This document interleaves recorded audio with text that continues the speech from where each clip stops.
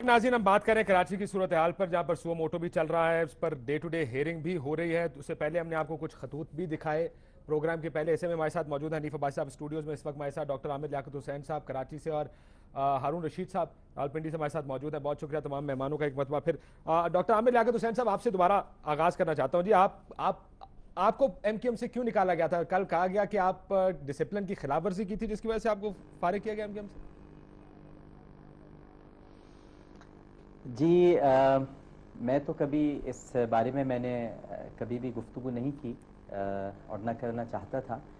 लेकिन हैदर अब्बास रिजवी साहब ने शायद सुना है मैंने कि किसी चैनल पर कहा कि हमने उनके स्टेटमेंट पर उनको शायद निकाल दिया।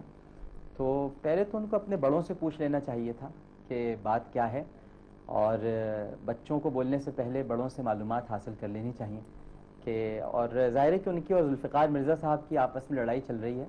मुझे ना घसीटें। हाँ, मुझे फ़ख्र है कि मैंने कादियानियत के ख़िलाफ़ स्टेटमेंट दिया, और मुझे फ़ख्र है कि मैं ख़त्म नबूवत पर ईमान रखता हूँ, और मुझे फ़ख्र है कि मेरे नज़दीक सलमान रुश्दी वाजिबुल क़त्ल था, वाजिबुल क़त्ल है और वाजिबुल क़त्ल रहेगा।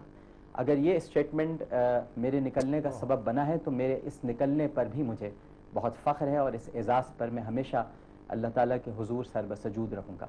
लिहाजा इन बातों को मेरा ख़्याल है कि अगर ये ना रहती, ज़ाहिर ना की जाती, तो ये ठीक है। आपने अपने तौर पर कह दिया था कि जी हमने उनको और निकाला भी नहीं, बल्कि 2007 में तो मैंने इस्तीफ़ा दिया था। मैं वाहिद असम्बली का मेंबर था जिसने लाल मस्जिद के मसले पर इख्तलाफ करते हुए इस्तीफ़ा पेश किया था, और सलमान रुश्दी को जो सर का एजाज़ दिया गया था, तो मैंने ये कहा था कि हम वॉर ऑन टेरर का हिस्सा बने हुए हैं, और एक मनहूस तरीन इंसान को, कायनात का मनहूस तरीन और मलून तरीन आदमी, जिस पर पूरी उम्मत मुस्लिमा का इत्तेफाक है कि वो गुस्ताख रसूल है, उसे सर का एजाज़ दिया जा रहा है। तो मैंने उस पर एहतजाज किया था, और खुलकर एहतजाज किया था, ये पूरी दुनिया को मालूम है। मैंने इस्तीफ़ा दे दिया था 2007 में। 2007 से लेकर 2008 तक तो मुझे नहीं निकाला गया, लेकिन ख़त्म नबूवत का जब इशू हुआ, और मैं आज भी आपके प्रोग्राम पे ऑन रिकॉर्ड कहता हूँ कि ना मैंने कभी किसी अहमदी या कादियानी को वाजिबुल क़त्ल कहा, ना ये कहा कि उन्हें कत्ल कर दिया जाए, बल्कि ख़ास तौर पर उस वक्त मेरे उस प्रोग्राम को बुनियाद बनाकर न जाने किन नादीदा कुव्वतों ने 2 कादियानियों को कत्ल किया, जिसका इल्ज़ाम भी मुझ पर थोप दिया गया, और आज तक मैं इसका जवाब देता रहता हूँ।